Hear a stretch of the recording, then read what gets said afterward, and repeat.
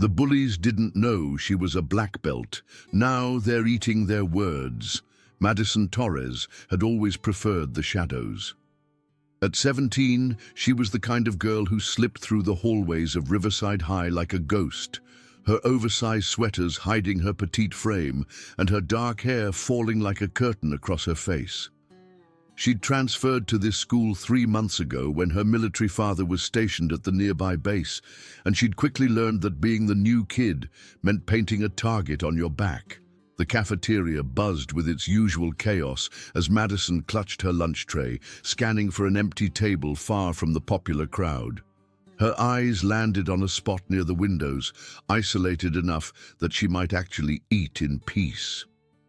But as she made her way across the room, her path was suddenly blocked by 3 figures who seemed to materialize from nowhere. "Well, well, look what we have here," sneered Tyler Brennan, the self-appointed king of Riverside High's social hierarchy. At 18, he was built like a linebacker with sandy blonde hair and the kind of cocky smile that came from never being told no. His 2 loyal followers flanked him like guards, Jake Morrison, a lanky redhead with cruel eyes, and Danny Phillips, whose stocky build made him look like a bulldog ready to attack. Madison tried to step around them, but Tyler moved to block her path again. "Where you going, Mouse? That's what we call you, you know, Mouse. Because you're so quiet and tiny, scurrying around like you're afraid of everything." His friends laughed, and Madison felt her cheeks burn with embarrassment as other students began to notice the confrontation.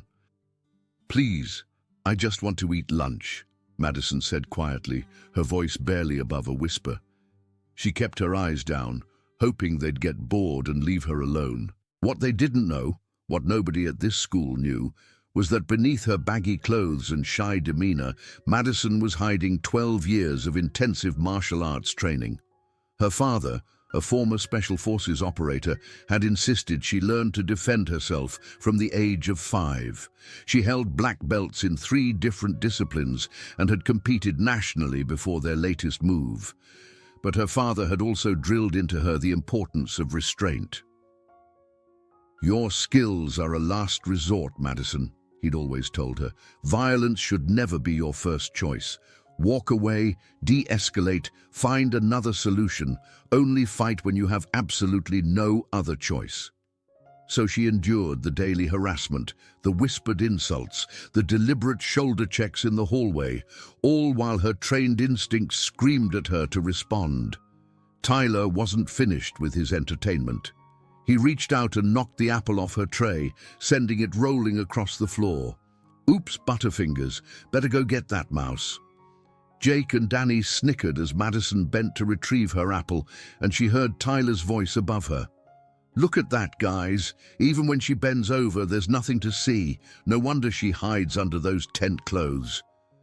The laughter that erupted from their table felt like acid in Madison's ears, but she straightened up, collected her dignity as best she could, and walked away. She could feel dozens of eyes on her, some sympathetic, others merely curious about the drama. But none of them stepped in to help. That was the unspoken rule at Riverside High. Don't get involved in Tyler Brennan's games unless you wanted to become his next target. The harassment became a daily ritual. In the hallways, Tyler would bump into her hard enough to send her books flying. In gym class, Jake would accidentally spike volleyballs directly at her head. Danny took particular pleasure in making loud comments about her appearance whenever she passed their group. They called her Mouse, Freak, Loser, and worse. They mocked her second-hand clothes, her quiet nature, her lack of friends. Madison's teachers seemed oblivious to what was happening. When she tried to mention it to her English teacher, Mrs. Patterson, the woman simply said, "High school can be challenging, dear. Try to focus on your studies, and these social issues will work themselves out." The guidance counselor was equally unhelpful, suggesting that Madison try to be more social and put herself out there to make friends. At home, Madison's father noticed her increasingly withdrawn behavior, but assumed it was normal adjustment stress from another move. Her mother had died in a car accident when Madison was 10, and since then it had been just the 2 of them against the world. Colonel Torres was a good father, but he was often deployed or working late, and Madison had learned to handle her problems alone. The breaking point came on a Tuesday in late October. Madison was hurrying to her locker after chemistry class when she noticed Tyler, Jake, and Danny lurking near the main hallway. The area was crowded with students heading to their next classes, which should have made it safer. Instead, it made what happened next infinitely worse. "Hey, Mouse!" Tyler called out loudly, ensuring maximum attention. "Come here for a second. We want to ask you something." Madison's instincts screamed danger, but she was trapped. To reach her locker, she had to pass them, and turning around would only delay the inevitable. She kept walking, head down, hoping they'd just hurl their usual insults and let her pass. Instead, Tyler stepped directly into her path. "I said come here. Don't be rude." His voice carried that fake friendly tone that made Madison's skin crawl. "We were just wondering something. Jake here thinks you're actually a guy pretending to be a girl. I mean, you dress like a dude, you never talk to anyone, and..." He made an exaggerated gesture toward her chest. "Well, let's just say the evidence is inconclusive." The hallway had gone quiet, the way it always did when Tyler was about to provide entertainment at someone else's expense. Madison felt trapped by the circle of faces around her, some eager for drama, others uncomfortable but unwilling to intervene. "That's not true," Madison said quietly, but her voice was swallowed by the crowd. "What's that? Speak up, Mouse. We can't hear you," Danny chimed in, grinning like he was enjoying the best show of his life. "I said that's not true," Madison repeated, louder this time, but her voice shook with humiliation and barely contained rage. Tyler's grin widened. "Well, there's only one way to settle this debate, isn't there?" Before Madison could react, he reached out and grabbed the front of her blouse. "Let's just take a quick look," and the fabric ripped with a sound that seemed to echo through the suddenly silent hallway.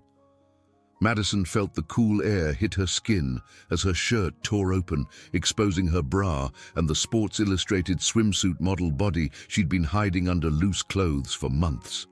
The crowd erupted in shocked gasps, cruel laughter, and the clicking of phone cameras.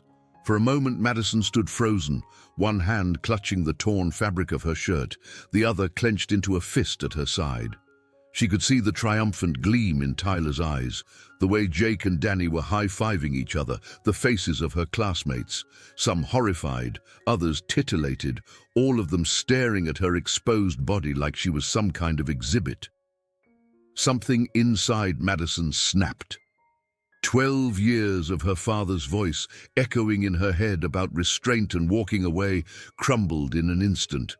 Her humiliation transformed into pure, focused rage, and for the first time since arriving at Riverside High, Madison Torres stopped running. "You made a mistake," she said, her voice deadly quiet but somehow carrying through the entire hallway. Tyler was still laughing, still basking in his moment of victory, when Madison's right fist connected with his solar plexus with the precision of a surgical strike. The sound Tyler made wasn't quite human, a strangled gasp as all the air left his lungs and he doubled over, clutching his stomach.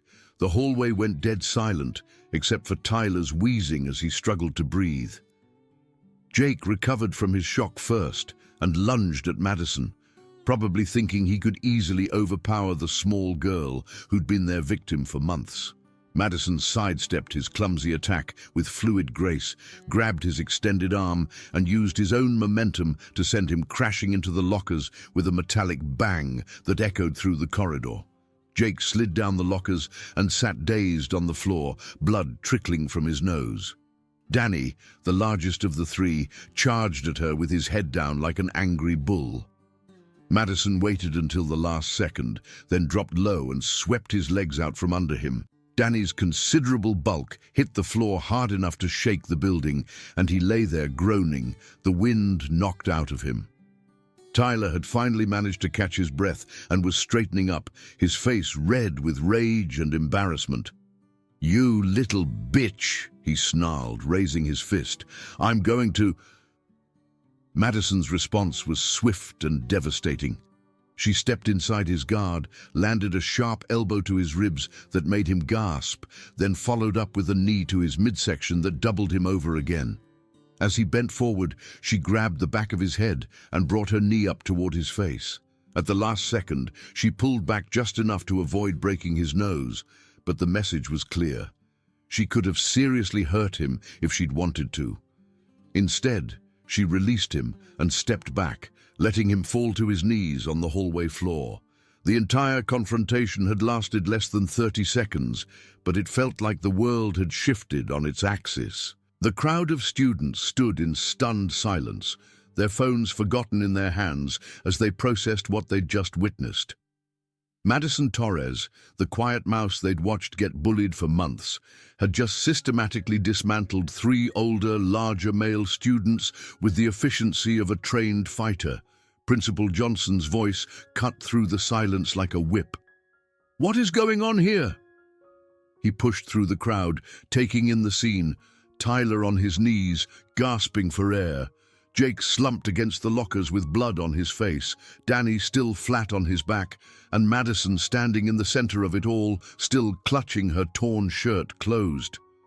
"She attacked us," Tyler wheezed, pointing an accusatory finger at Madison. "The crazy bitch just went psycho and attacked us for no reason." Madison's voice was steady and clear as she responded. "He ripped my shirt open in front of everyone. I was defending myself." A murmur ran through the crowd as dozens of witnesses nodded in agreement. Several students stepped forward, contradicting Tyler's version of events. "Tyler grabbed her shirt first," said Sarah Chen, a sophomore who'd watched the whole thing unfold. "He tore it trying to, she gestured vaguely, too embarrassed to say it outright. "Yeah, they were harassing her," added Marcus Williams, a senior who'd never spoken to Madison before, but had witnessed enough of Tyler's bullying to know the truth. "This has been going on for weeks. They call her names, knock her stuff around. Today, Tyler tried to rip her clothes off." Principal Johnson's expression grew grimmer as more students corroborated Madison's version of events. He'd been at Riverside High long enough to know Tyler Brennan's reputation, but the boy's father was a prominent businessman who donated generously to the school district. Politics complicated everything. "Miss Torres, please report to my office. You 3 boys need to see the nurse, then join us for a discussion about what happened here." His tone suggested that everyone involved was in trouble, regardless of who had started it. As the crowd began to disperse, Madison felt a strange mix of emotions washing over her. The adrenaline from the fight was fading, replaced by a combination of satisfaction and worry about the consequences. She'd finally stood up for herself, but she'd also revealed her carefully hidden abilities in the most public way possible. Emily Rodriguez, a girl from her AP history class, approached her cautiously. "Hey, are you okay? That was... wow. I had no idea you could fight like that." She slipped off her cardigan and handed it to Madison. "Here, you can borrow this." "Thank you," Madison said quietly, gratefully accepting the sweater to cover her torn shirt. It was the first genuine kindness a classmate had shown her since arriving at Riverside High. The principal's office felt smaller, with 5 people crammed into it. Principal Johnson sat behind his desk, looking like he'd rather be anywhere else, while Madison occupied one chair and Tyler, Jake, and Danny filled the others. The boys were sporting various injuries. Tyler still looked pale and kept one hand pressed to his ribs. Jake had tissues stuffed up his nose to stop the bleeding, and Danny moved gingerly, clearly sore from his impact with the floor. "Now then," Principal Johnson began, "I've heard several versions of what happened, but I want to hear it from each of you directly. Tyler, you first." Tyler launched into an elaborate story about how Madison had attacked them unprovoked, claiming they'd simply been trying to talk to her when she went crazy and started hitting them. His version painted him as an innocent victim who'd been brutally assaulted by an unstable new student. Jake and Danny backed up Tyler's story, though their accounts were less detailed and they kept avoiding eye contact with Madison. When it was her turn to speak, Madison calmly recounted the months of harassment, the daily humiliation, and finally Tyler's assault on her clothing in front of the entire school. "Sir, I have witnesses," Madison said. "Dozens of students saw Tyler rip my shirt. I only defended myself after he physically attacked me." Principal Johnson sighed heavily. The politics of the situation were messy. Tyler's father would undoubtedly demand harsh punishment for Madison, while the clear evidence of sexual harassment and months of bullying created a legal nightmare for the school if they punished the victim. "Tyler, I'm suspending you for 3 days for inappropriate physical contact with another student. Jake and Danny, you'll each serve 2 days of detention for your role in this incident. Miss Torres." He paused, clearly struggling with his decision. "Given the circumstances and the testimony of multiple witnesses, you'll serve 1 day of in-school suspension for fighting on school grounds." Tyler's face turned red with indignation. "That's not fair. She broke my ribs. She could have killed us." "You should have thought about that before you assaulted her," Principal Johnson replied curtly. "And Tyler, if I hear about any retaliation against Miss Torres, you'll be facing expulsion. Is that understood?" The boys left the office muttering under their breath, but Madison caught the look of genuine fear in Tyler's eyes when he glanced back at her. For the first time in months, she wasn't the one who was afraid. Word of the hallway fight spread through Riverside High like wildfire. By the end of the day, the story had grown in the telling. Some versions had Madison performing impossible martial arts moves. Others claimed she'd hospitalized all 3 boys. The truth was dramatic enough without embellishment, but high school rumors had a life of their own. Madison's day of in-school suspension was strangely peaceful. She spent it in the library, catching up on homework and enjoying the quiet. When she returned to regular classes, she noticed the change immediately. Students who had previously ignored her now nodded when she passed in the hallways. Some even smiled. Tyler, Jake, and Danny returned from their suspensions noticeably subdued. They still traveled as a pack, but they gave Madison a wide berth, and their usual loud commentary was replaced by nervous glances. The power dynamic had shifted completely.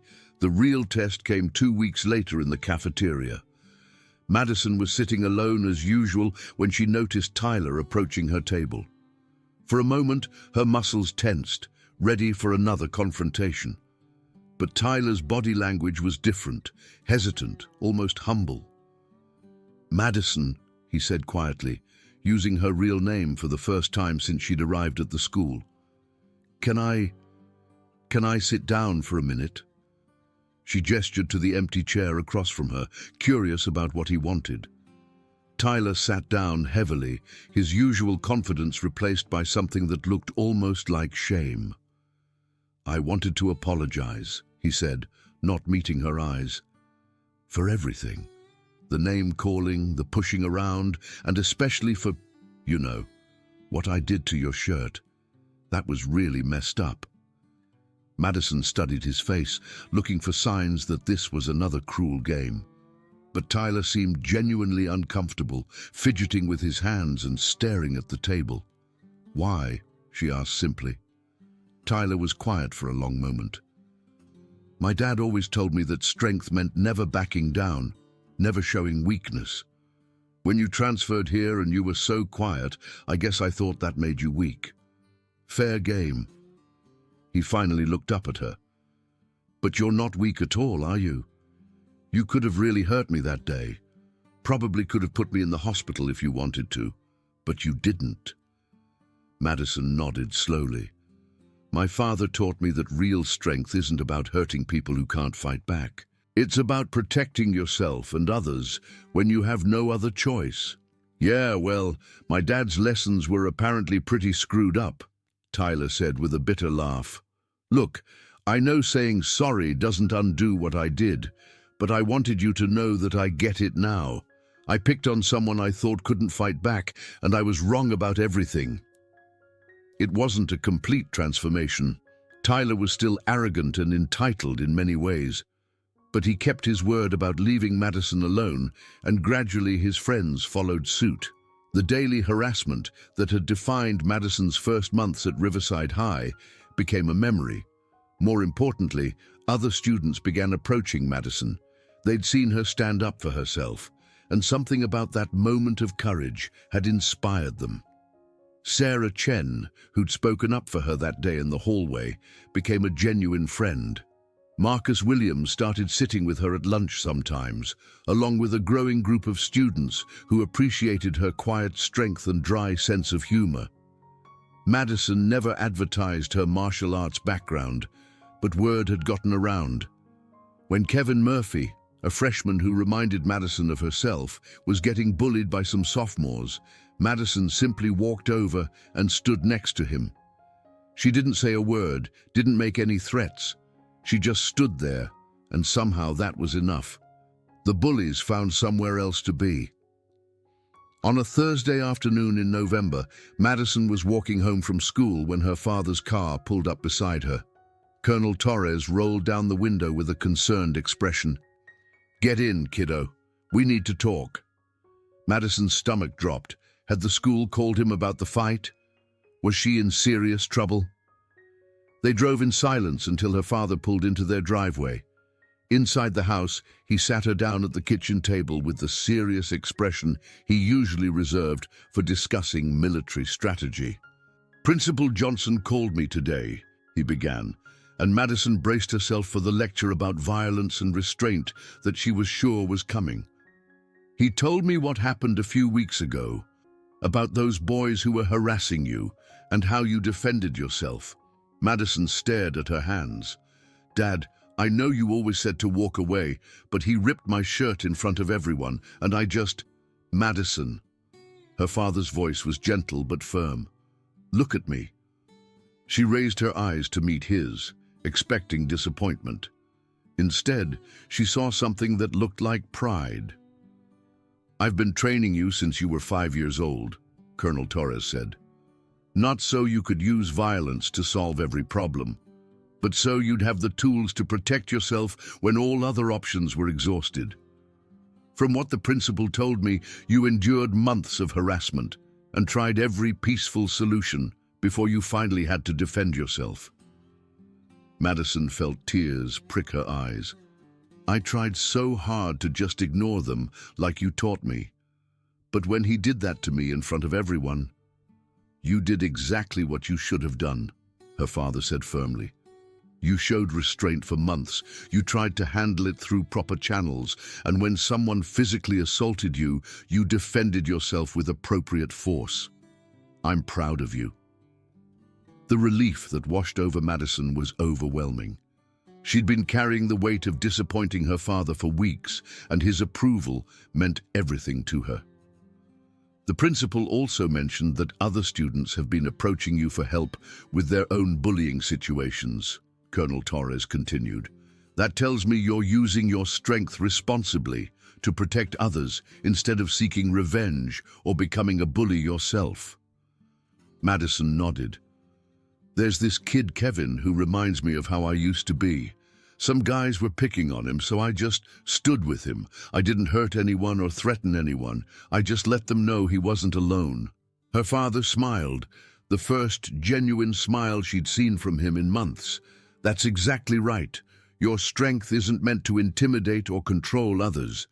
It's meant to protect yourself and those who can't protect themselves."